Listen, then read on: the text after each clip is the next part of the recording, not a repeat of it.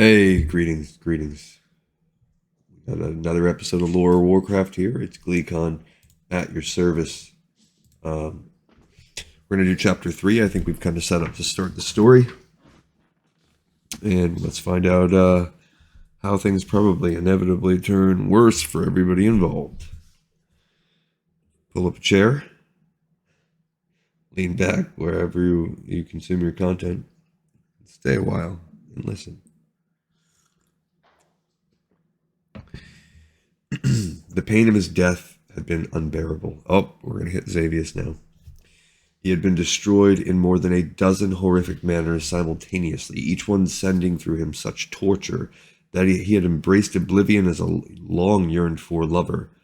But the agony of his death could not even compare to that which followed. He had no body, no substance whatsoever. Even spirit was not the right word for what was left of him. He knew that he existed by the sufferance of another, and understood that the anguish he constantly felt was that other's punishment for him. It failed the other, and failure was the ultimate sin. His prison was a nothingness without end. He heard nothing, saw nothing, felt nothing other than pain. How long had it been? Days, weeks, months, years, centuries, or only a few horrible minutes? If the last, then his torture was truly monstrous indeed. Then, without warning, the pain ceased. Had he a mouth, he would have shouted his relief, his joy. Never had he felt so grateful. But then he began to wonder if this respite, only signaled some new, more horrendous terror. I have decided to redeem you. The voice of his god filled him with both hope and fear. He wanted to bow, to grovel, but lacked the form with which to do either, or anything else for that matter. I have decided that there is a place for you. I have looked into the darkness within you and found that which once pleased me. I make it the core of what you are to become, and in doing so, make you a far superior servant than you were. His gratitude for this greatest of gifts was boundless, but again, he could do nothing. You must be reshaped, but so that others will mark in you the glory I give and the punishment I mete out. I return that by which they will know you best. A crackle of energy shook him. I bet he's talking about his eyes. Tiny specks of matter suddenly flew into the center of the energy storm, gathering and condensing, creating of him substance once again. Many had been bits of him when he had been destroyed, and like his soul, had been taken by his god at the moment of death. Slowly, vaguely, a body formed around him. He could not move, could not breathe. Darkness covered him, and he realized that the darkness was actually his vision returning to him. And as he truly began to see for the first time since dying, he noted that he had arms and legs different from those which he had formerly worn. The legs bent back at the knee and ended in cloven hooves. Like the legs, his arms and hands were covered in a thick fur, and his fingers were long and clawed. He felt his face mold differently and sensed the bent horns sprouting from his forehead. Nothing about him reminded him at all of his previous incarnation, and he wondered how he could still be known to others. Then with hesitation he reached up and touched his eyes, and knew that they were the mark. He felt the innate forces within them growing more powerful, more precise with each passing second. He could now make out the very strands of magical energy recreating him, and saw how the invisible hand of his god restructured his body to make him far greater than that which he had once been. He watched as his god's work continued, marveling and admiring the perfection of it. He watched as he became the first of a new kind of servant, one which even the others who attended the master would envy, and he watched with artificial eyes of black crystal across the center of which ruby streaks coursed, the mark by which those who had once known him would recall his name and know new fear. He's a satyr now, the first of the satyrs. Lord Kurtalos Ravencrest stood in front of the high stone chair where he usually held court and faced the assembled commanders. A tall figure even among the 7-foot-high night elves, he had a long, narrow visage much akin to that of the blackbird whose name he bore, even to the downward turn of his nose.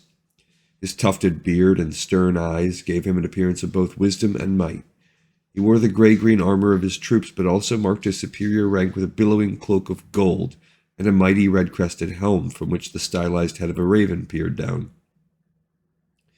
Behind the chair hung the twin banners of his house, square flags of rich purple with the ebony silhouette of the avian in the middle. The banner of House Ravencrest had become the de facto symbol of the Defenders, and there were those who spoke of the noble in terms once reserved only for the Queen. But Lord Ravencrest himself was not among those, and as Malfurion listened, his anxieties concerning the direction in which the counterattack was headed increased. "It is clear," stressed the bearded night elf, "that the point of focus must be Zenajari. There is where these abominations originated, and there is where we must strike." Rumbles of approval swept over the night elves gathered to listen to him. Cut off the foe at his most critical point. Without Zenajari to strengthen them, the demons already on the field would surely fall to defeat. Ravencrest leaned toward his audience. "But it is not merely monsters from beyond we face. In Zenajari we confront a most duplicitous foe, our own kind." "Death to the Highborn!" someone shouted. "Yes, the Highborn. It is they, led by the Queen's advisor Lord Xavius, who have brought this calamity upon us. It is they who now must face our swords and lances and pay for their crimes." The noble's countenance grew even more grim, "and it is they who hold our dear Azara prisoner." Well, he's in for a rude awakening later.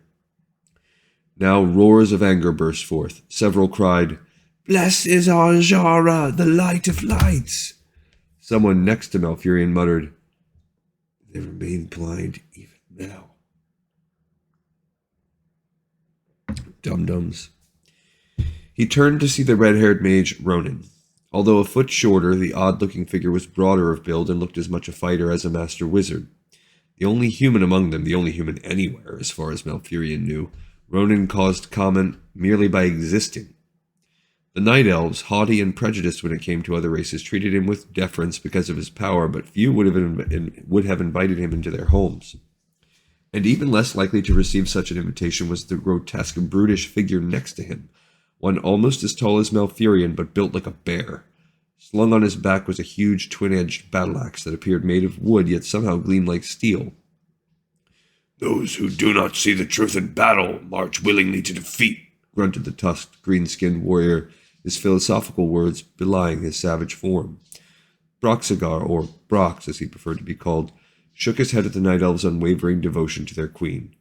Ronan's cynical smirk in response to the orc's words only added to Malfurion's discomfort at how his people appeared to the outsiders. They could readily see what few of his kind other than himself could, that Azara had to know what happened in the palace. "If you knew what she has been to us," the Night Elf muttered, "you would understand why it is so difficult for them to accept her betrayal." I was thinking that too, like if you're constantly, your whole existence is treating someone like a god, it's going to take a long time to reconcile that. "It doesn't matter what they think," Illidan interjected from in front of him. "They'll attack Zenajari either way, and the end result will be the same. No more demons." "And what if Azara comes out and tells them that she seized control of the demons from the Highborn and that everyone's now safe?" Ronan countered pointedly. "What if she tells her people to lay down their arms, that the battle's over? And then what if the Burning Legion falls on Ravencrest and the rest while the Queen laughs at their folly?" Illidan had nothing to say to that, but Brox did. He gripped the hilt of his dagger and muttered under his breath, "We know her betrayal. We know. We make sure this Queen plays no tricks."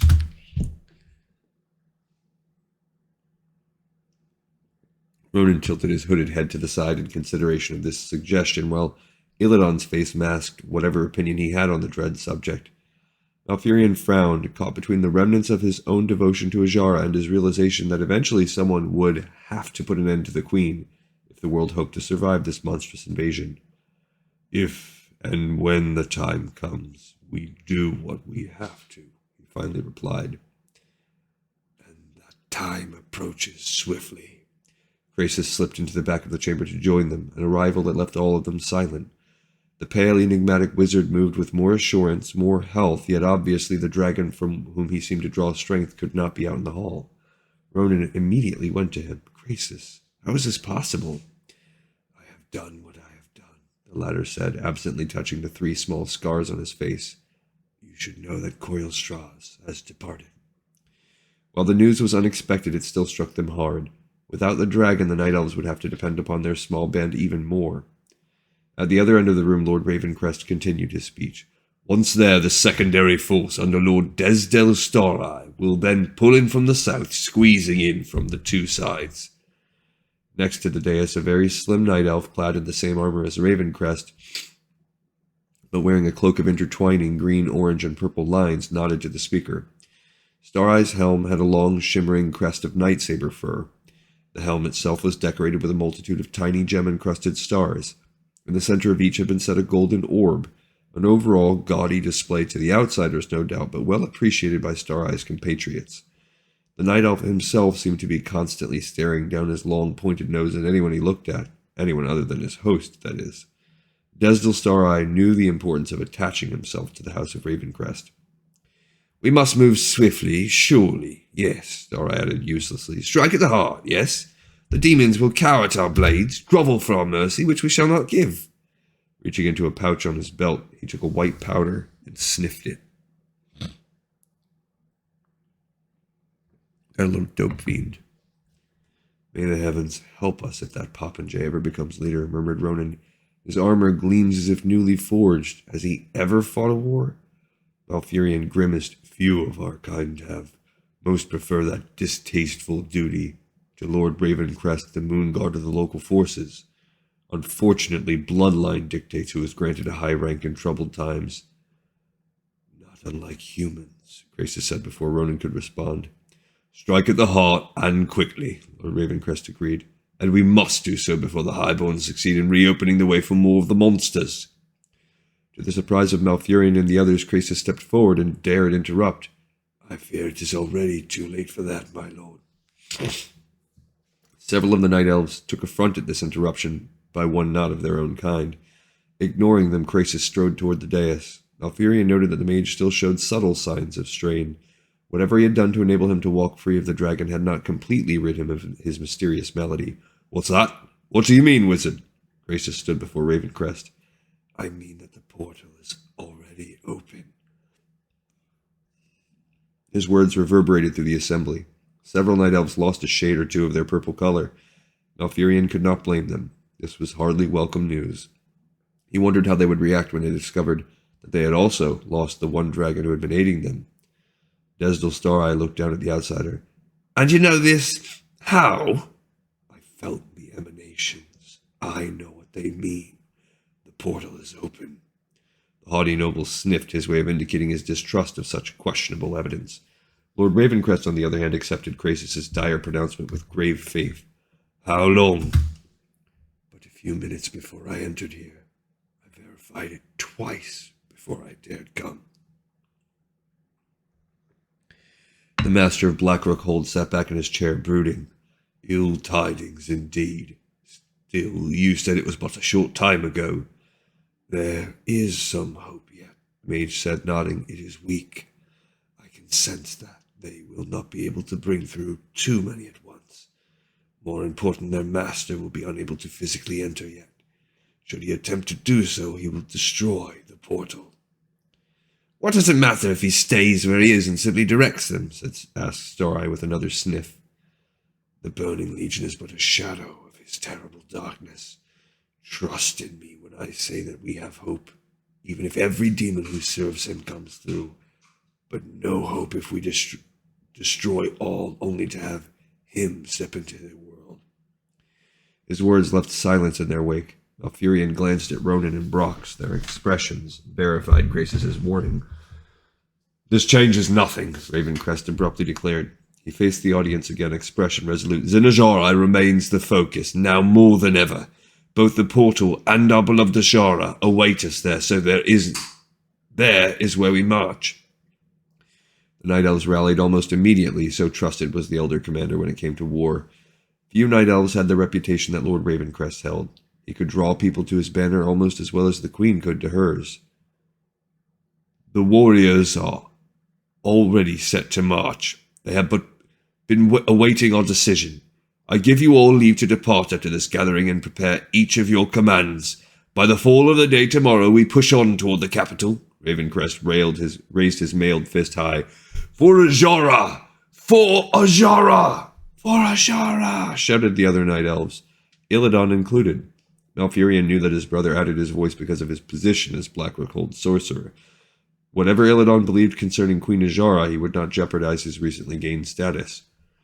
The Night Elven officers nearly stormed out of the chamber in their eagerness to return to their soldiers. As they poured into the hall, Malfurion thought to himself how mercurial his people could be. A moment before they had been lamenting the news of the portal's resurrection, now they acted as if they had never even heard the terrible report.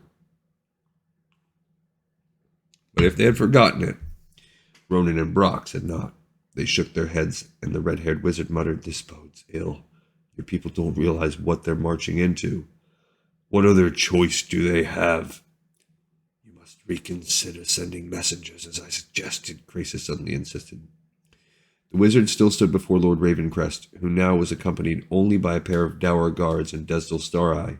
Krasis had one foot on the dais, and his expression was as animated as Malfurion had ever seen it. "Send out messengers?" scoffed Stareye. "You jest." "I accept your anxiety," their host replied, "but we've hardly sunk so low. Fear not, Master Krasis, we will take Zinajara and cut off the portal. I promise you that." He adjusted his helmet. "Now I think we both have plans to make before the march, eh?" With Lord Stareye and the guards in tow, the noble marched out of the room as if already the victor. Illidan joined his patron just before the party vanished. Krasis watched Ravencrest depart, his countenance anything but pleasant to behold. "What was that you tried to convince him of?" asked Ronan. "Messengers to whom?" "I have been trying, in vain it appears, to persuade him to ask for assistance from the dwarves and other races." "Ask the other races," blurted Malfurion. Had Krasis asked him beforehand the odds of success, the young night elf would have immediately tried to dissuade him from even suggesting such to the master of Blackrock. Even with Kalimdor under siege and hundreds or more already dead, no lord would ever demean himself by even thinking of contacting outsiders. To most night elves, dwarves and such were barely one step above vermin. "Yes, and I see from your expression that attempting to speak later with him about it will be just as futile."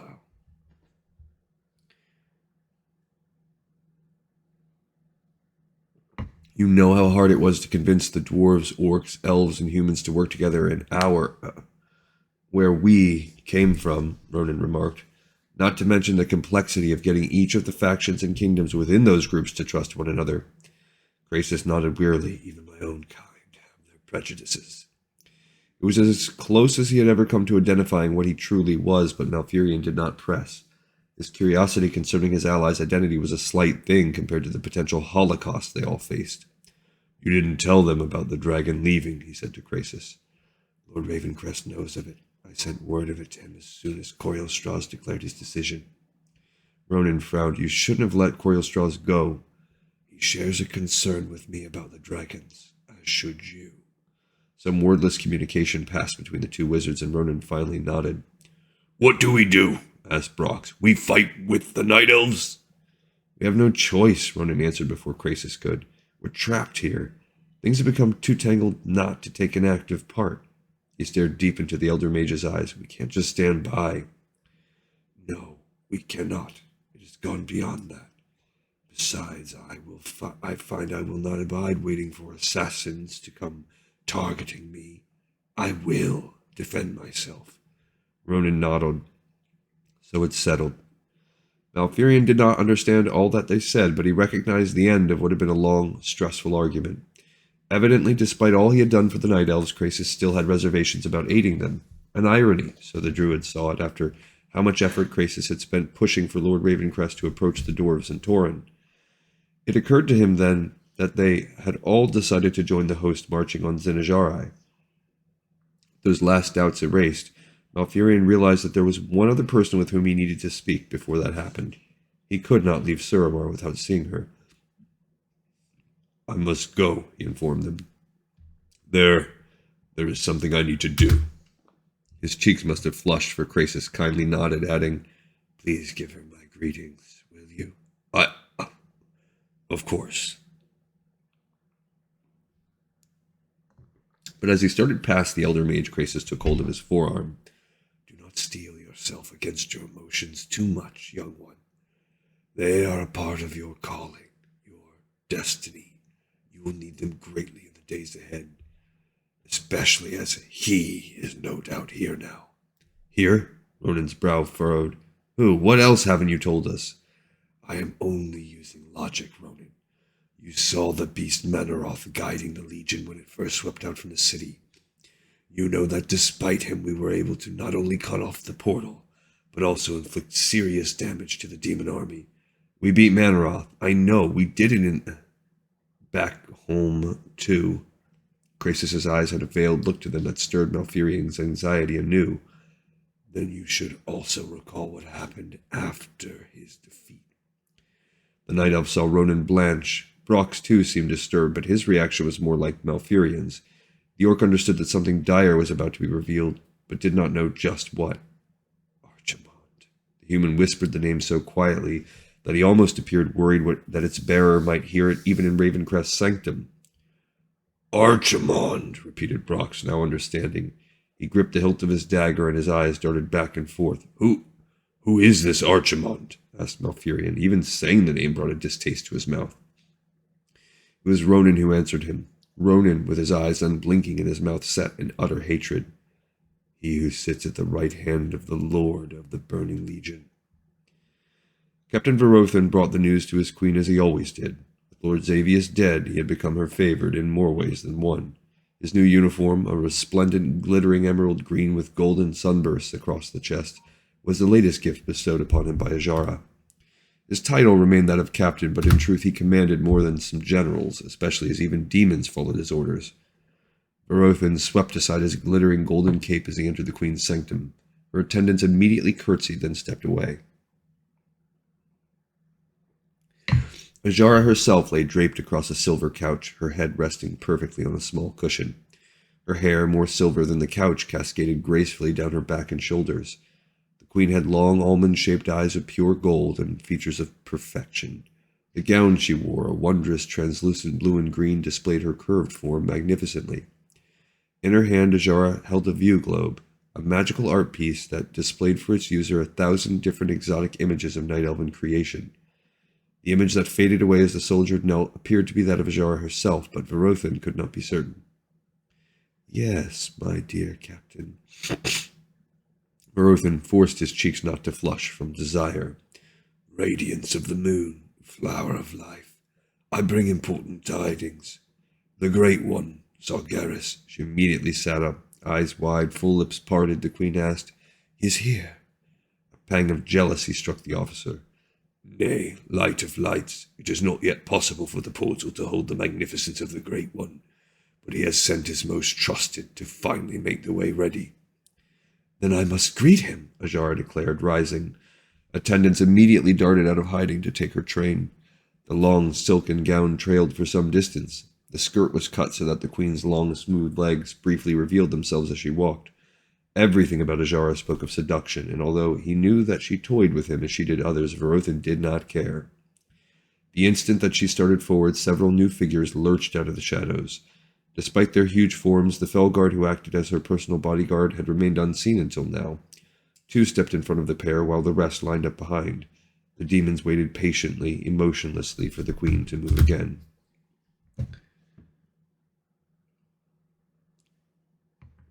He raised his armored forearm so that she might place her perfect tapering fingers upon it. The captain led her through the gaily painted marble halls of the palace to the tower, where the surviving highborn sorcerers had restarted their efforts. Sentries, both night elf and demon, stood at attention as they passed. Verothan had studied the Legion enough to understand that while Manaroth and Hekara seemed astoundingly oblivious to the queen's beauty, the lesser demons appeared not so immune. Her bodyguard had become especially protective of her, even keeping a wary eye on their own brethren at times. It did not do for even demon lords to underestimate the ruler of the Night Elves. A pair of fell beasts guarded the outside door, the tentacles on each hound-like demon twitched toward the pair. Immediately, the Felguard created a protective wall between Ajara and the hounds.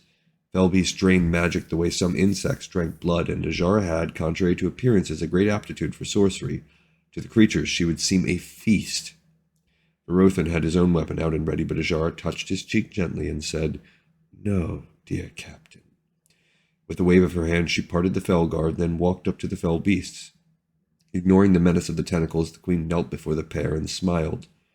One monster immediately planted his fearsome head under her outstretched hand. The other opened a mouthful of rows of jagged teeth and let his thick, brutish tongue loll out the side. Both acted as Verothan had seen three-day-old Nightsaber kits do around Ajara. After petting both on their coarse heads, the queen urged the monsters aside. The fell beasts readily obeyed, sitting down near the wall and looking as if hoping for some tiny treat. I wonder if she controls them because of her own power, or if they're, instructed. The captain sheathed his weapon. No, it would not be good for anyone to underestimate his beloved monarch. The way opened for Ajara as she stepped past the fell beasts. Following close behind, Verothan saw immense Manaroth look over his shoulder at the new arrivals. As much as he could read the demon's expression, the captain noted some distress. Manaroth, at least, was not so pleased with the coming of the Great One's second. And as the Night Elves entered, they could not help but notice that Archimond had already arrived. For the first time, Ajara momentarily lost a bit of her cool composure. The brief, open-mouthed gasp vanished swiftly, but it still startled Verothan, almost as much as the demon himself did.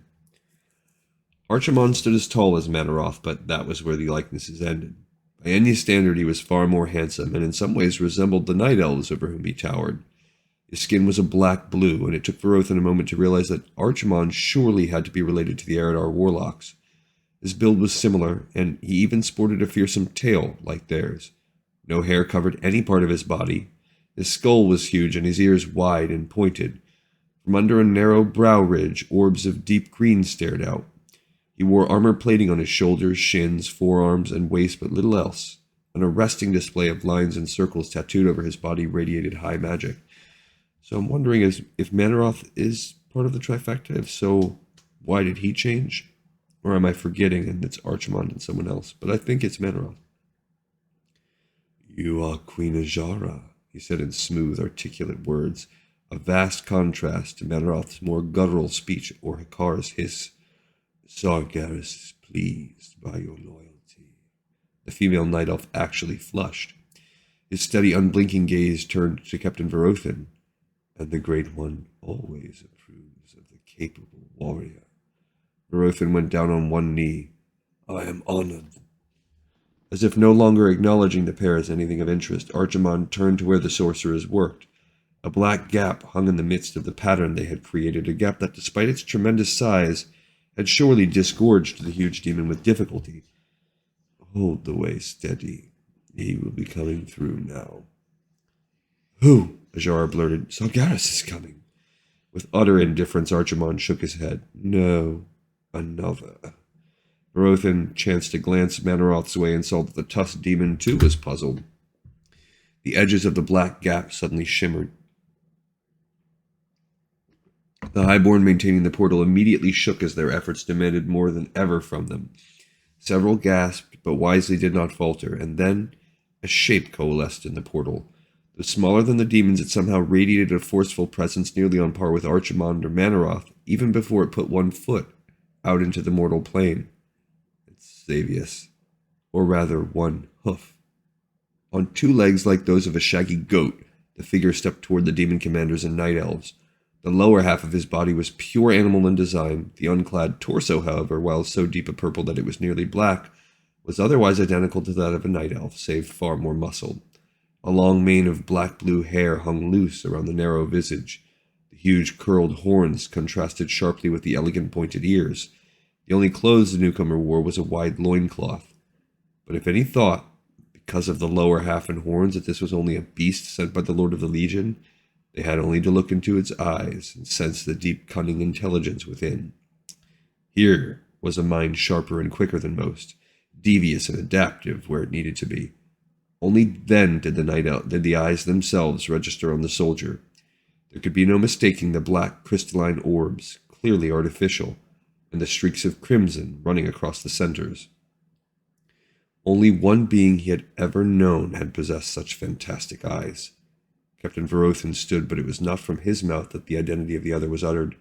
That came instead from Queen Ajara, who leaned forward, studied with pursed lips the leering visage that was and was not the face both she and the officer had known, and said, "Lord Xavius?" All right. So far, I have to say, just in like quality of writing and stuff, I'm liking this second book better so far. Xavius is there. So some of these threads that we talked about, we have a big one tied up. The main one, I'd say, is Lord Xavius has now been reincarnated as a satyr. I wonder if at some point now, to expand on that, in these books, we're going to get the creation of the satyrs as a race, because we do know that they become a race. All right, guys. Another episode in the pipes, 5x5. I appreciate you, as always, giving me your time, and I hope that you enjoyed it. See you in the next episode of Lore of Warcraft.